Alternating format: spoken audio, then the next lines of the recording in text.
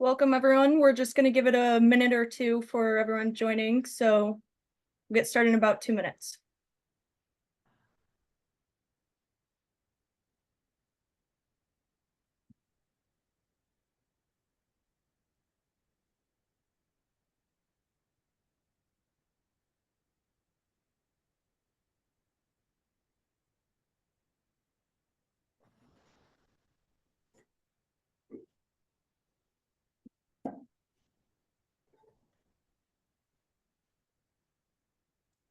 For everyone just now joining, we're just letting a few more people hop in before we get started.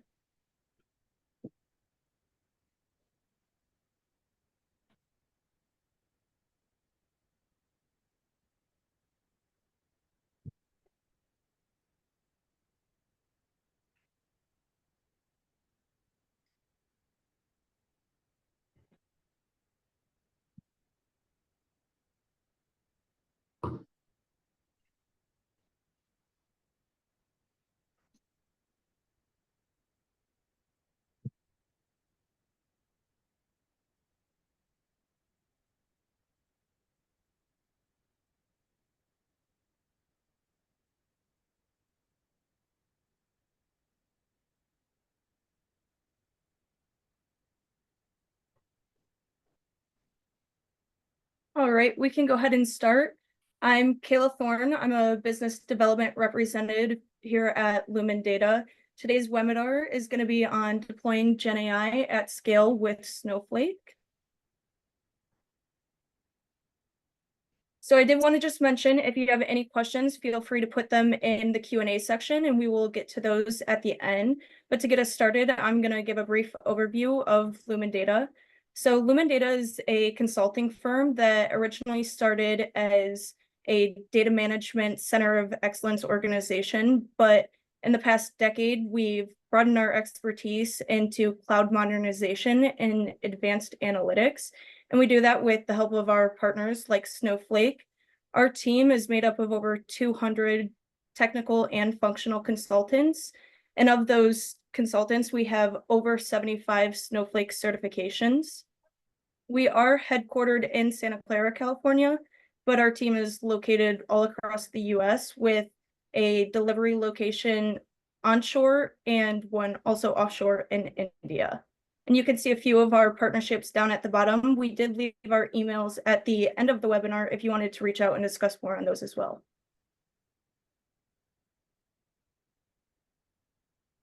And then I'll hand it over to Sai to give us an overview on the agenda and get into the content. Yeah, thank you, Kayla. So, hi everyone, good morning, good evening. So, this is Sai. I have been working with LumenData as a senior consultant, mostly expertise on Snowflake, DBT, and Databricks. So, let's start with our agenda. So, as most of you know, Snowflake have released its Cortex, which is a Gen AI based LLMs and as well as a machine learning algorithm. So we'll discuss about it, like what is Snowflake Cortex AI and what is ML, what is LLMs, where we can just plug and play with our data, and also like how Gen AI help us to build an application with fully automated way. And also like we'll see the importance of machine learning with the help of Snowflake Snowpark, which has been driven by either Python, Java, or SQL. And we'll see a use case and we'll have a live demo on it, like based on some health care and as well as on logistics. So let's get started regarding Snowflake Cortex. So as most of you are aware of Gen AI and ML, so just I'll be briefing like what is Gen AI and what is ML. So Gen AI is artificial intelligence. So where it will be a kind of prompt where we'll be logging in and we'll send few questions to the algorithm and it will return appropriate or the answers based on the data it has been trained.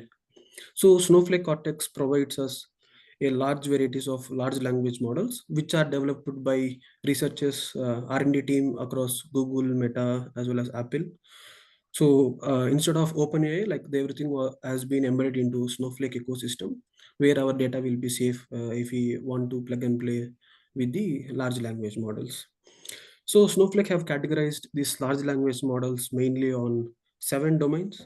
So where you can see on the screen right now. So we have something called Snowflake Cortex LLM functions. So let me brief about Snowflake Cortex LLM functions.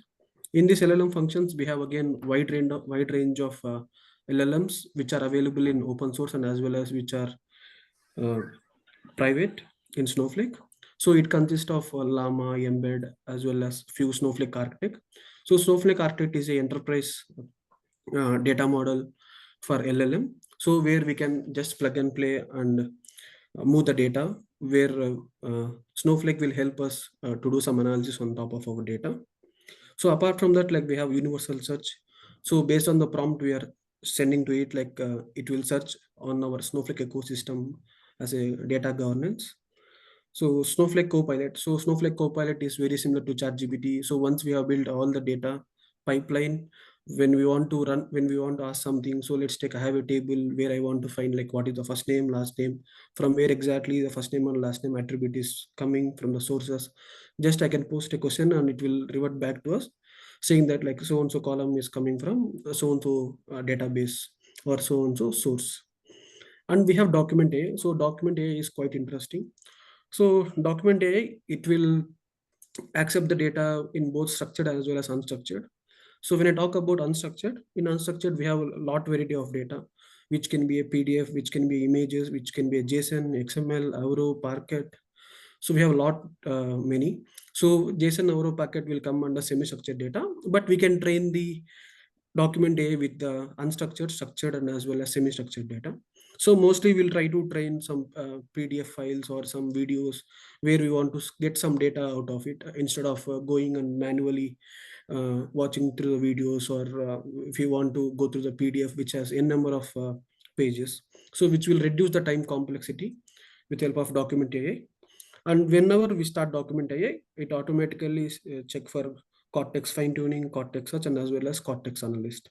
So why we need all this again instead of as we have already developed document AI. So let's take we are streaming the data. It will be near real time. We can't say it will be real time. There will be a few milliseconds or seconds where it will take time to get the data from source to target. So source can be anything. It can be a Salesforce app, or it can be a RDBM systems like Oracle, Postgres, or it can be applications where we have a few applications in our mobile. So we can plug the data as well. So it will take some time to reach this target in real time. So if you are processing data in near real time, so this Cortex fine tuning and Cortex search will not affect the real time data replication. So the data replication will be keep on happening, and at the same time you can train the models based on the real time data, so that no need to have any time frame or window to train the models or to start our data pipelines. So this all covers under Snowflake Cortex. And apart from that, we have Snowflake ML. So once we do the data, so we need to understand like how the data has been used. How can I take the decision, or how can I segment the data, whether it was true or false, with the help of Snowflake machine learning. This Snowflake machine learning, we can write our code either in Python, or you can write in Java, or it can be a SQL. But Snowflake, apart from all these languages, Snowflake have provided few inbuilt functionalities. Just we can query them with help of SQL functions. So which will be easy for us, and which will be easy to understand to developers, data scientists, and everyone. Just we can plug and play, and we can work on Snowflake ML, and we'll look into Snowflake ML, like what are the different types of ML functionalities are available in Snowflake. So like why Snowflake? Why we should use Snowflake for Gen AI and ML? Because it is very efficient, easy, and trusted. So why efficient? So as I told, like we can train the data, because Snowflake won't train the models with the data whatever we have. So already models has been trained with some data, some test data which has been done with Snowflake. So no need to worry that Snowflake models will use our test data to train and to increase the accuracy. So it is more efficient. So we can run, we can, at the on the same pipeline we can run large language models, or we can run ML models and everything. So which we can have some dependency, where like if the first LLM model has been run, and then we can push the data into machine learning models, and there we can get some decision, and we can push to other data visualization tools like Power BI or Tableau. So anything can be done. And Snowflake have data visualization tool called Streamlit, where we can just, it's a kind of plug and play. Already it will be available in Snowflake UI, where just we need to plug the data and we need to write some code, either it can be in Python or SQL. It will help us to generate a few visualizations where we can analyze the data as well. And as it is easy because most of the algorithms and everything have been already available, just we need to plug and play. So no need to write any code in Python or SQL, or no need to call any REST APIs. So let's take, if in a REST API, if it's an open REST API, so we have issue with data, but all the APIs are available inside the Snowflake ecosystem. So no need of worry of data, like our data will be safe. So the data will be trusted. And apart from that, like Snowflake give guarantee for PHA data, PI data, and as well as HIPAA data. It will support for medical data as well, which is HIPAA. So Snowflake is much better in Gen AI and ML. So when I talk about Snowflake Cortex, so previously I told like Snowflake Cortex have a lot of open source APIs where they have built in Snowflake ecosystem. But apart from that, like they have their own LLM engine, which is called as Snowflake Architect. So this Snowflake Architect is very quite promising. Like it is very intelligent, very efficient, zero latency, and it's truly open. Just you need to call it and you need to use it if you have a Snowflake account. So, and also the Snowflake Architect will help you, can work on iceberg tables, you can work on PySpark, Hadoop ecosystems, big data. So it can handle all the frameworks of it, where it have a lot of inbuilt functionality. And also the Snowflake Architect as well, it won't use our data to train the model. So let's talk about like what is the efficiency when we use the enterprise versus academic. So enterprise is something which is a Snowflake architect. So once we run the data, once we build the data, so no need to write any code. Snowflake will help us to generate the SQLs and it will run everything for us. So you can see the efficiency is around 79% for SQL generation, and for coding it is very less. When you compare to academic, the like general models, it will take more. And also like the slide, this is the comparison which we took from Snowflake, where they have officially ran through different models which are available in OpenAI, and as well as once they get into Snowflake, how it has been performed. And as well as like in Snowflake, as we know, like we can scale our data and we can scale our compute power as well. So our virtual warehouse will start from extra small to 6x large. So instantly we can raise our virtual warehouse and we can spin and we can test on large data. It's not on, so if today we have only 1 billion data, if tomorrow if I get 100 billion, what I do? So will the efficiency will decrease? No. We can increase our warehouse size and we can train the data with less time as well. So which will be directly proportional to the cost and as well as the latency where we are expecting it based on the scenarios, how to train the model. So if I do some comparison between open things like which are Llama, which are Code Llama, which are embedded, or which are DBRX, which will be available in other enterprise data lake or data warehouse things.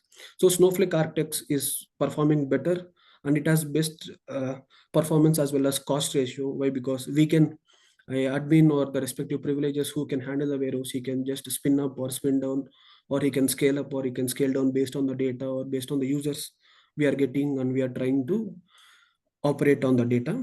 So uh, so and also like Snowflake provides us zero copy cloning, so no need to have multiple data. So in few cases, like we have seen few traditional databases where we have few set of data where it will be used for testing, few set of data where it will be doing some analysis on some QA or something. But in Snowflake everything can be done on the same data because it uses zero copy cloning. It won't charge for the copy of data, so which will reduce a lot of cost, which will be a game changer as well in terms of cost and in terms of storage as well, because we are not having duplicates or duplicate data where we are storing multiple times for the multiple purposes.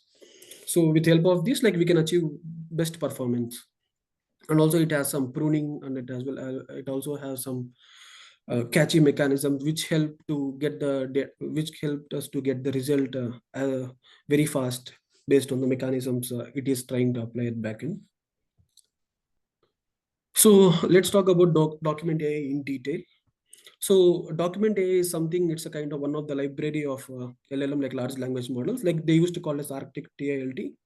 So this document AI, so we can create any number of models in Snowflake. Just we need to go to the UI, just we need to click on the create model and we can upload the files. So we can upload any number of files. It can be some trillion files as well. So let's say if you are not able to upload in the file, you can upload all the files and the respective, it can be a PDF or anything in your S3 bucket, or it can be a blob storage, or it can be a GCP. We can try to integrate our all cloud provided to Snowflake, and we can just pitch in the data and we can upload from them as well. So it's not necessary like we need to upload each file from the UI, which will be a lot of manual power, but it's not the case. We can use our inbuilt functionalities in Snowflake, like by creating the storage integrations or stage where we can pull the data from all cloud providers. So once we have uploaded the documents, so let's consider some use case about telecommunication data. So I got a lot of regulations from a lot of countries where mostly, so let's talk about spectrum. So we know that in few countries they will be using few spectrum bandwidth. It can be from so and so gigahertz to so and so megahertz. So all these questions we can train the model. Just we need to ask like what is the spectrum range in so and so country, and we can parameterize the country, because we'll be getting multiple documents from multiple regions based on their location. So in this case, like no need to ask 100 questions for 100 countries. So we can parameterize it like based on the country it is trying to fetch from the document. It will try to tell us like for so and so country, so and so spectrum has been used. So and also apart from giving some answer, it always try to give the accuracy as well, like how much accurately it has been read from the unstructured data. It can be a PDF or it can be image as well. So it deals with telecommunication data. So let's take I have image of moon.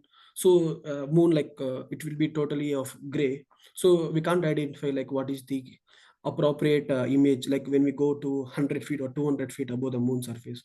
So in this scenario, like Snowflake will help us. Just we have some few image processing algorithms as well. Just we need to take them image. So let's consider we have 256 cross 256 pixels. It will convert all the pixels into either 0 or 1, or 0 will be dark and 1 will be bright. So based on that, it will do analysis and it will tell like which part of moon has water surface, or it can be rocky or something. So based on the pixel, whatever it is trying to get from the image. So like that, we can train the model. And once the model has been trained, instead of giving answer, it will give a SQL as well. So which will be, so if you want to change the parameter, if you want to change something, if you want to do some QA testing on top of it, no need to run the model again, no need to build it again. Just with the help of SQL, we can just extract the query. Sorry, with the help of this extracted query, just we can run the SQL and we can do some testing on top of it as well. And also like the entire process can be automated. So no need to do separately once we have data or not. So once we have data coming into Snowflake, we can send to document AI. Once the document AI has been done, it can push to other environments. It can be a derived, conform, or publishing based on the Medellin architecture we follow. So document AI will help us to uh, reduce a lot of manpower in terms of fetching something from the documents. It can be a check marks, logos, or handwritten text. It is quite similar. It is quite capable of reading handwritten text, and it has more than 20 languages it can train. Like it can be a French, German, or else Chinese, Japanese, English, Dutch. So there are a lot of languages which are available right now. So and they are planning to add more languages as well based on the regions Snowflake is trying to operate. So if you talk about Cortex AI, so Cortex AI, so once we have built it, whether how can I know whether it was correct or not? So there will be some algorithm which should match whether the respective thing is available in that data or not.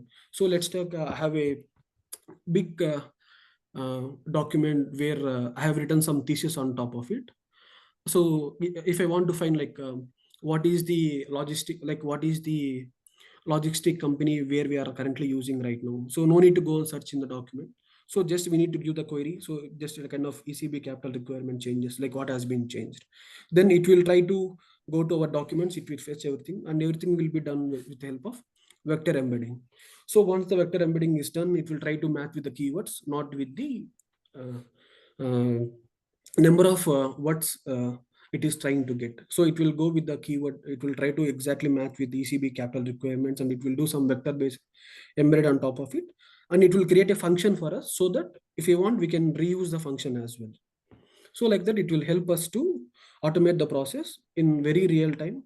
And we can, and also we can club all these Cortex functions and everything, so that we will get some correct output of it, and which will be useful for us to take some decision instead of reading some manually. So like once we have the data, so we need to decide like how the data is, like whether the data is correct or wrong.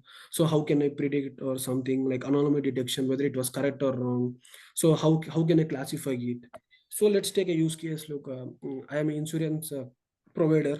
So where I got all my data from one of the bureau of the respective country, and I need to check for the respective person how he's trying to pay his bills. So let's take have a day one have some limit of $1,000. How we, if you have been increased the credit limit, how he is using, whether he is paying it timely or not. So and also like based on his credit transactions, we can come to know whether how he is spending it, like whether he is going to spend it on movies or some restaurants, or so he's trying to buy some online application, some products from online applications like Flipkart, Amazon. So we can get all these details and we can promote something, and we can tell to the respective vendors as well, like so and so guy is using is trying to purchase more on this product, like why can't you give some promotions, or why can't you give some discounts to the respective guy. So which can we can easily do some predictions as well. And as well as like let's take once he have done all the payments correctly, like we will forecast it like he is doing correctly with all the data we have from last few years, and we can increase the credit limit, or else we can give some offers on the loan based things and all. So this can be of kind of use case in the insurance domain, like how generally people does it, and where no need to create any models, or no need to send data to other vendor or other application to train it. So we can do everything in Snowflake itself with the help of this forecasting. So let's take if you talk about life sciences, I have a brain tumor images where we have a for a respective patient, I got nearly 500 to 600 MRI images, and like the patients will be keep on increasing. Like maybe it can be 1,000 patients, where doctor need to go and see each and every image of the respective patient. Like maybe he need to cross verify the like MRI scans for the last few years, and he need to identify like what is the brain tumor and what is the size of it, how frequently it is increasing. So all these things can be done in forecasting, and we can classify by the image processing, like whether the tumor, like how is the tumor, how is the how exactly it's growing, what is the size of the tumor, whether it has been increased from last month to this month, like how much time it took to increase it. So based on the uh, lab reports on our blood level, so what exactly it's causing any issue, so we can predict it, and we can give some suggestions to the surgeons as well, so which will be quite interesting. So let's look into live demo. So before I pitch into live demo, let's take a use case. Okay. So let's talk about life sciences. So the same thing can be applicable to different platforms as well. How it can be at a logistic company, or it can be a higher education. So based on the use cases, like we can elaborate, we can try to plug and play all these things. So let's take I have a patient data. So he will be having some mobile application based on his vendor. So he will be having all his PHA data, doctor appointments, like drugs, whatever he's trying to using for medication, what is the lab reports, everything will be available in the his mobile application, where we will plug in the data from his application to the Snowflake with help of Kafka connectors, or we have a lot of JDBC, ODBC connectors.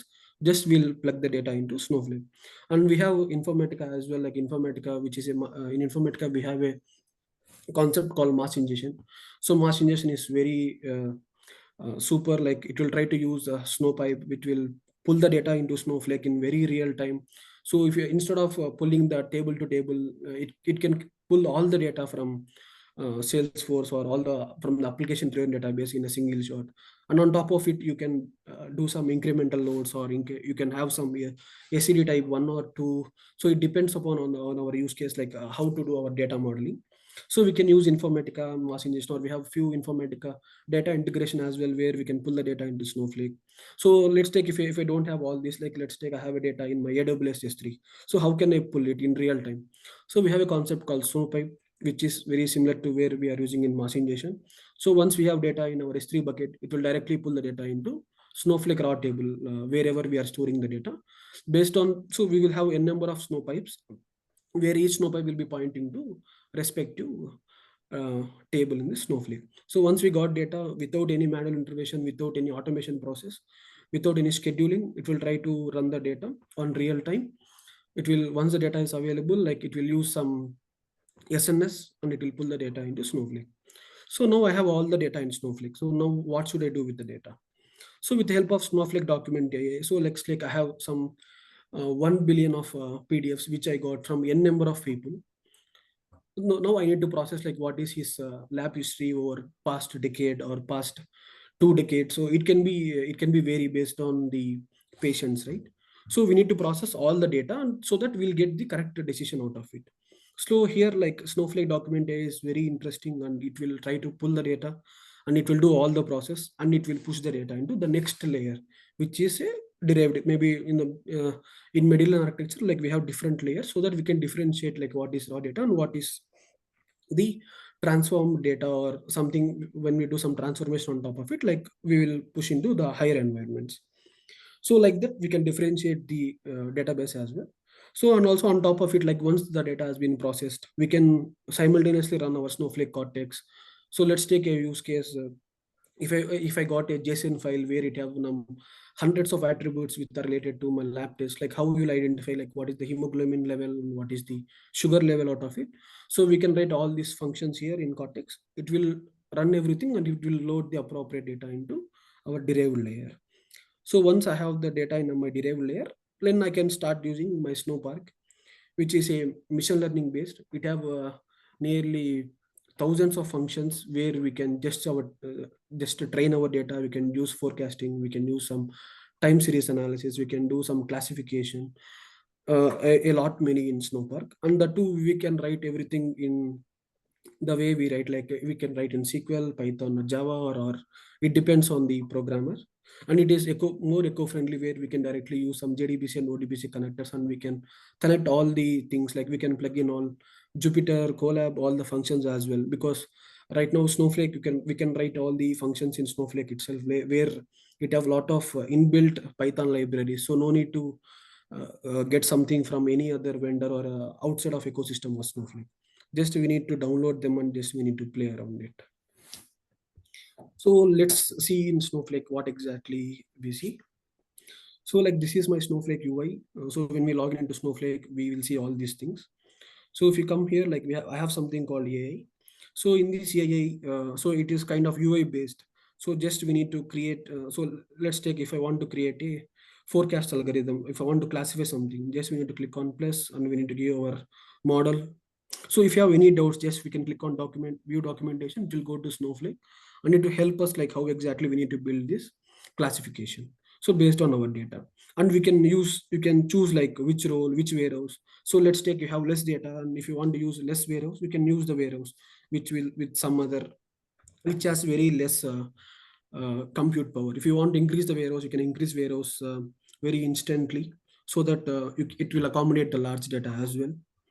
So once you did, so let's take, I'm just checking on the virtual warehouse. Just I'm just in click, let's go. So now it will ask us to check the columns. So, and also like there is a limitation because in order to give some predictions of it, like it will expect it should have more than 100, has no, like we should not have more than 1,000 columns and 10 million rows.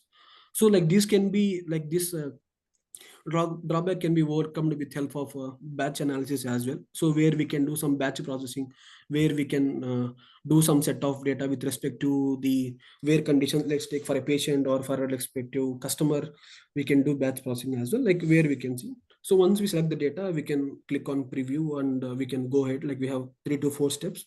So which is a kind of UI based, like no need to have any coding knowledge or something which I need to code. Similarly for all Cortex search and as well as LLMs. So LLMs, like you can choose your model, like which model you want to use, whether Llama 38B or 70B. So 3B or 70B with or something with respect to vector embedding. So similarly, we have a lot of functions which are available. So where we can get all the functions based on, like we can contact Snowflake and they will give the appropriate thing, and we can use this model. And also like it will tell us like which company have been introduced this model in Snowflake. So like it is telling like Meta has been introduced this. So if I change to Llama 370B, it will tell again Meta. So like that we can get the description of on each and every model. So for Mr. like there is a company which is Mr. AI where it is trying to have it with 32K context window. So which supports only English. So we have few limitations on the model side. So apart from that, like we can use a Snowflake architecture as well, like where we can just plug and play as well. So like these are the different models where we can just create it and we can plug in. And also like if you see here feature, so feature store is very quite impressive. So like what exactly this feature store does was, so let's take you have your data, you have trained your data, but it seems like the data is different when you compare to the real time scenario. So it will create a feature store for us, and it will try to save that model for us, so that we can train the same, like no need to build same model again n number of times. It will try to reuse the model, and it will keep all the unique feature stores available here. Okay, so it's totally depends on our data. So once we build some models, like it will tell you like how many models have been built. So for now, like I have built only one model to show, but we have n number of models which we have built based on the use cases of life sciences, insurance, higher education, and as well as we have a few things on automobile industry as well. So but let's talk about mostly on life sciences for a day. So let's see like how document AI works. So in document AI, if you see here, like here I have uploaded. If you see here, like I have uploaded a document here. Like I have named the model called patient AI test, and it is available in respective database and respective schema. So if I click on it, it will tell you like how many documents have been uploaded it to you. So for testing, I have uploaded only one document for you, but we have trained the model with more than uh, 10 million of 10 million PDF records, which are 10 million, which we have unique as well as we have unique PDF, and as well as we have few PDFs which will be available for same patient. He may have n number of PDFs based on the uh, time period he have. So if you see here, like here, it was showing one document has been uploaded here. So if you want, you can click and you can see all the documents. And here values to extract. So I asked it to extract 6 values out of the PDF. So once it has been extracted, like it will give you like so let's take right now. I want to change some other location. If I want to change the path of it, so I can just simply take this and I can run the model, so that it will give you like how much percentage has been passed, how much what is the accuracy over the model.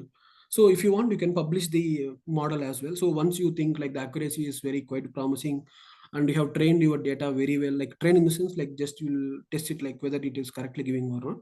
So based on that, like you can publish your data, like your ML as well, so that the other people in the organization, now let's take other role who want to use it, just they can use it, just they can plug and play and they can use it, and they can work on it. Because again, it's kind of if you want, we can share these models to other Snowflake account as well with help of data sharing. So data sharing is very good unique feature where we can share our data to other Snowflake accounts based on the region, based on the cloud provider they are using. So it depends on the cost. Like if you are using same cloud provider and same region, Snowflake cost it's zero. So most of the companies will try to use same cloud. So let's take if I have a vendor who doesn't have Snowflake, like how we will train the model, or how we can see the data. So we can create a Snowflake account to him, so that whatever he use, like we can pay the bill on behalf of him, so that it's no need to have the respective consumer to have the Snowflake account itself. So we can provide a separate account based on the role based access, and he can work on it as well. So let's see the document, how exactly the document looks like. So if you see like this is the document which I took last month. So in this document, we have lot of HIPAA data.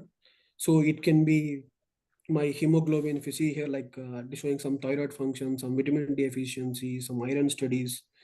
So it have a lot of many things. So like let's take a scenario where a surgeon or the respective pharmacist want to go through all the PDF on for a respective patient, and he need to decide what is the medication or what is the diet control he need to do. Like it will take a lot of time. So instead of that, we will write some queries on top of it where it will fetch the data in very real time. So if you see here, like I have written something called what is booking ID, what is patient name, what is the age. So if you see in the PDF also, like it will be same. So and also like here it will give the score, like what is the confidence score, which is accuracy. So if it is one, so it is telling that the booking ID, there is no mistake, there is no data mismatch in the total booking ID. So it is telling like it's 100% match. So similarly, we can have n number of questions which we can ask to the document A. So here we can just click on plus value and we can ask n number of questions. So based on it, like, so let's take right now for a patient, we are asking few questions. Like let's take, we got another patient and he have different data. So all this can be done with the help of config based driven. So let's take, I have a table where I can feed all my uh, questions to there, and so that this document A will get the data from it. So it will ask, like, so let's take a patient doesn't have any thing related to diabetic, just it will return that it will return it as a null. So like that we can automate the entire process, like which will be very easy for us, and that too in very real time. So let's take right now I have this document. So once the document is done, it will done like as the pipeline is automated process. If you see here, so if you got any document right now, it will pull into Snowflake in real time, and the respective analysis has been done here. So once the analysis has been done, like we can send it back to applications as well, saying that so like based on all these things, like you need to consult a doctor. You can suggest like what are the respective doctors or surgeons available in the in their locality as well, or we can send them alerts via email or kind of phone number saying that like this is our uh, predictions and these are analysis based on your lab reports, and we can ask them like to see like if they want to come back and if they want to book any appointments. So like mostly in real time all this is happening right now, but we are using a lot of different applications to in order to get the analysis. But in Snowflake we can do all these things in a single platform where we can do all analysis, time series, as well as gen AI based things. Like we are feeding the our data into LLM, and it will give you very nice results. So like this is how we built. So and if you see like it is telling like appropriately the model has 0.83, because we have not asked n number of questions. We have asked only very limit, that to 5 to 6 questions. So based on the input parameter, like how many questions or how many prompts we push to a large language model, then the accuracy will be more because the training. So no need to train your data here. Snowflake already has been trained it, and so directly once you have your data, no need to train. So there will be no training cost as well. Directly you can start building the model itself. So this is about document AI. So let's see like as I told, how in real time the data will be uh, uh, uh, converted from regional language, from French to English or something. So let's take, as I told, like we have did a lot of analysis on patients, and we got all their data. So we have processed more than 10 million of PDFs. So if you see here, like once the patient have booked his consultant, like he will apply some comments in the application where the respective surgeon or someone, they need to analyze it, whether they need to read the comments and they need to assess based on it. So let's take, I have a patient where he is in Japan, and he don't know English and he want to type everything in Japanese. So in this scenario, no need to worry, because we are using this Snowflake Cortex AI, where we can build it in between the application, such that like once the data has been sent from patient to surgeon, like it's a kind of provider to consumer, we'll just plug in this Snowflake Cortex translate function. So translate is a function which is available in which is a function in the LLM, where it will just translate our data into the regional language. So if you want to translate into English, you can translate. If you want to translate into French, you can translate. So let's see like how exactly it has been. So in the translated patient, if you see here, so you can just transfer it. So this is the command which are available. Like right now I have transferred everything into English. So we can see like everything has been translated in the native language based on the surgeon or the pharmacist. So let's take like again we need to define that where pharmacist is available, where surgeon is available. So no need to again find, or no need to update like the hospital is available in so and so location. So based on that you try to take the native language. So it doesn't matter like that. So directly we have few geographical functions where it will directly fetch the location of the respective hospital or it's a pharmacy, and it will try to say like these are the most native languages has been used in this area, so why can't you translate all this for me? And based on surgeon's decision, like he can choose which language he want. So which will be in very real time. So like it will be kind of near real time. It will have some latency around 1 or 2 seconds, but that's fine because we are doing everything on fly, right? So it will be very easy to understand. Like we no need to take n number of days or something, we need to send the data to some other people. They need to translate it. They need to do some testing. They need to send back the data. While sending the data, how they will send? They will send over S3 or they will send over Outlook. So it depends. Again, we have a lot of security compliance issues, like how the data has been uh, propagating around the sources, right? So no need to worry. Everything will happen in Snowflake ecosystem itself. So this is like this, like we can use one of the function which is a translate in large language models, which will be a really helpful for us. So let's take I have a Microsoft Teams, or we have built another application where we used to meet very frequently based on the organization. So if you want your transcripts, or if you want to listen based on the speaker, so like just we can plug and play all these things, and we can have the audience can listen in the respective languages as well. I think most of you have seen, like when most of the presidents or prime ministers meet, they meet like they have a device where they will plug in and they will try to talk, so that the respect to the other president will understand in his native language. So there they are using some open AI kind of thing. So here we are using translate function, which is a very quite like we won't send the data into other vendors as well. So our data will be protected and trusted. So let's talk about something on enhanced data. So if you see here, like I have all the data in my PDF. I have transferred all the data into structured, or it can be semi-structured. So from personal info, I can see like here we have age, gender, height, weight. From lab results, we have something related to blood pressure, cholesterol, and we can see height, weight, and as well as what is the medication right now, what exactly he is doing.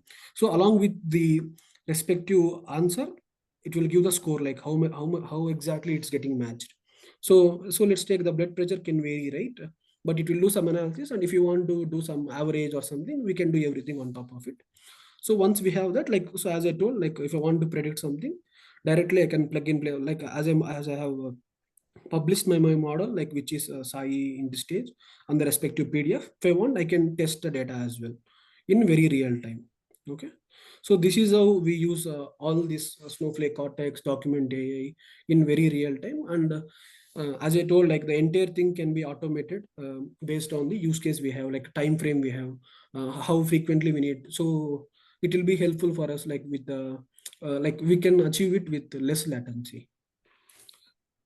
So this is about a demo, like where we have chosen life sciences. Like similarly, we have a lot of applications or accelerators where we have built on few things, like kind of it can be telecommunication data, it can be a, higher education, it can be a supply chain, everything. So this is about how we use Snowflake Cortex, which uses AI and ML as well. So with help of Gen AI. So do you have any questions?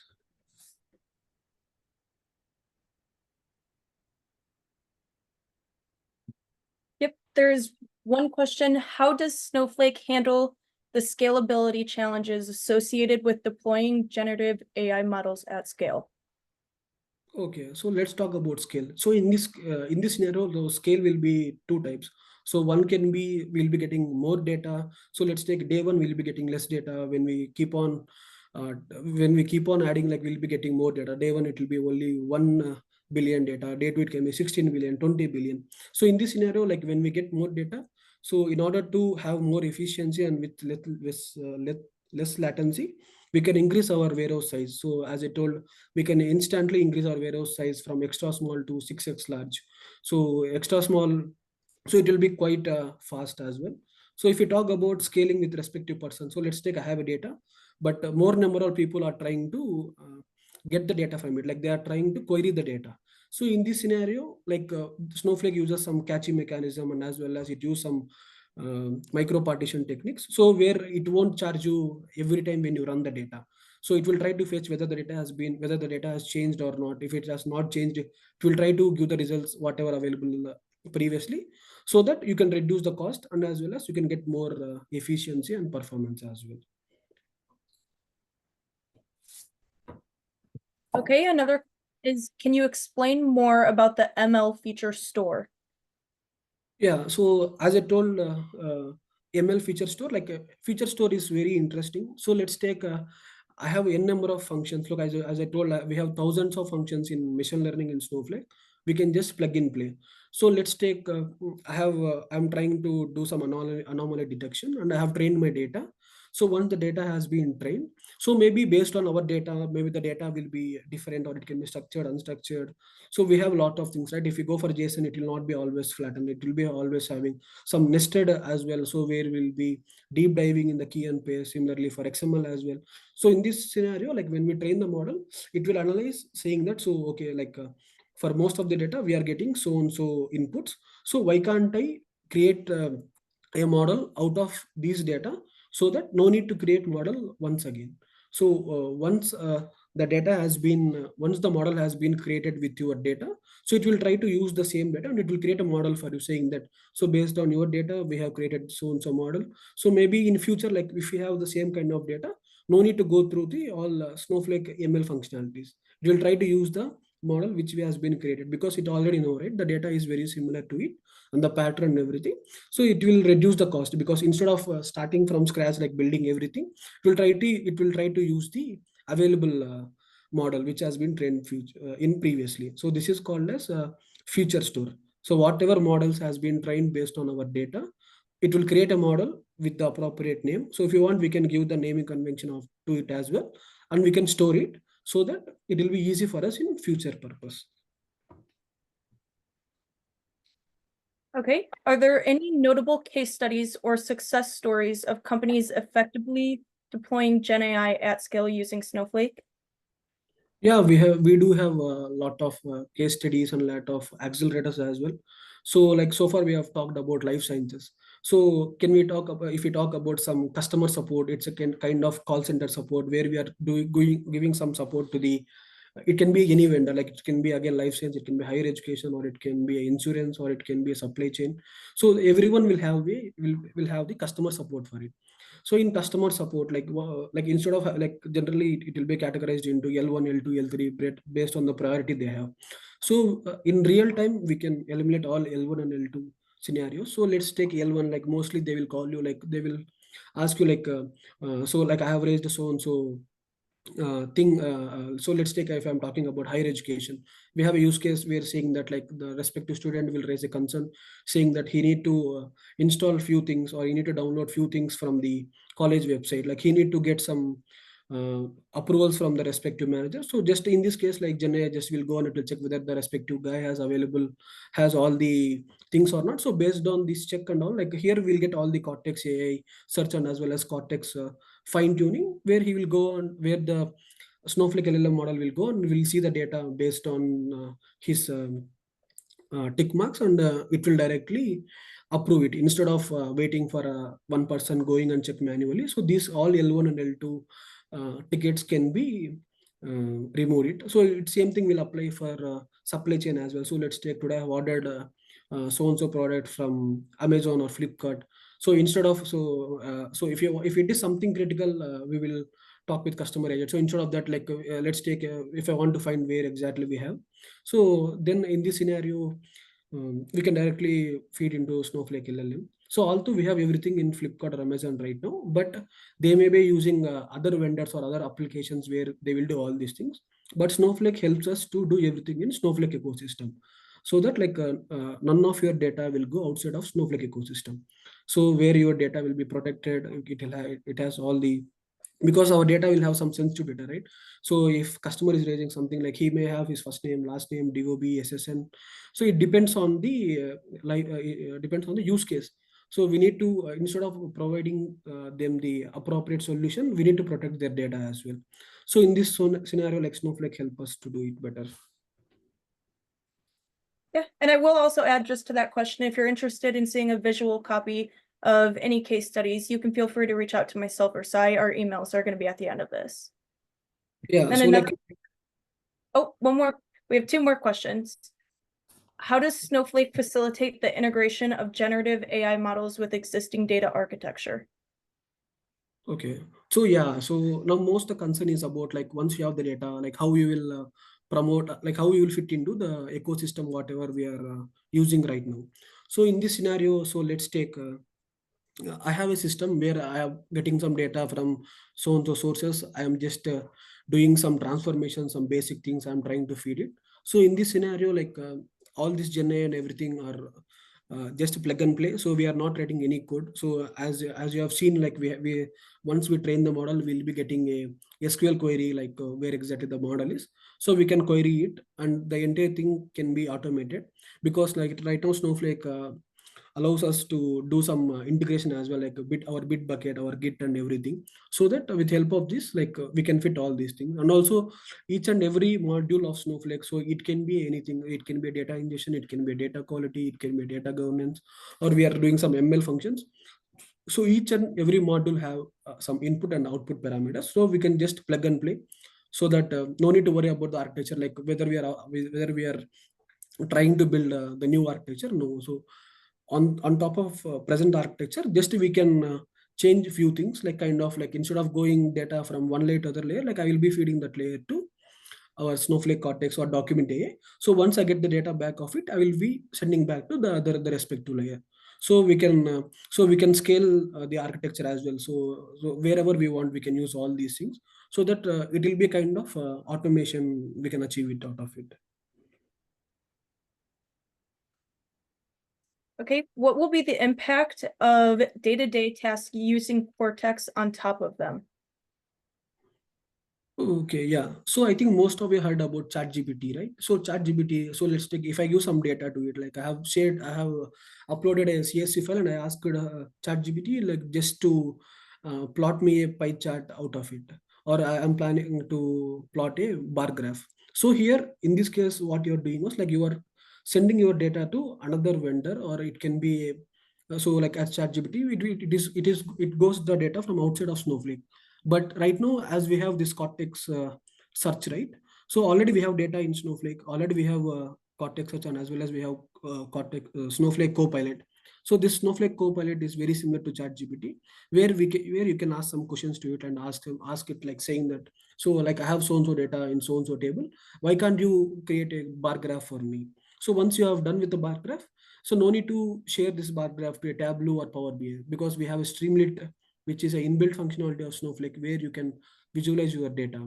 So in this scenario, like it will be a kind very easy. And also if you want to find some data governance on top of it, so let's take in my final layer, I am getting a patient name, but it will not be a patient name directly from the source, right? It can be a patient first name, last name, middle name. We will do some concatenations, or we'll do some DQ checks. So we'll do all these things. So let's take, if business want to understand like what exactly happening at backend, so they can come and they can directly ask some question to Copilot, and it will return you like with appropriate value, saying that because it is trying to fetch the data from your Snowflake ecosystem, like which is your Snowflake account. It's not trying to gather data from search engines. So in this case, like you have 100% accuracy of your data, like Snowflake is trying to give me the correct answer based on the data whatever you have.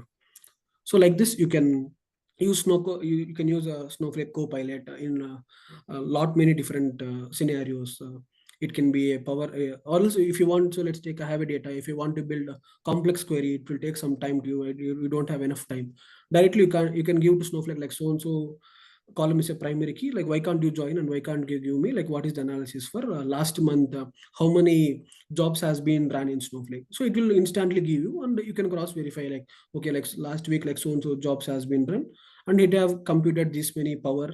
So why can't I reduce my queries this month? So how can I optimize it? So if you are getting a data, if you are getting a bad quality of data, Snowflake Copilot will help you like what type of data you're getting. So instead of male we are getting M, instead of female we are getting M. So in this case, like you need to do some transformations to convert the data from M to male, F to female. So but it will looks like very simple, like we can do from M to male, female, F to female. But let's take, we have some 16 or 20 billion of data. So in this scenario, like it will take a lot of time, right, to convert, to do some transformations.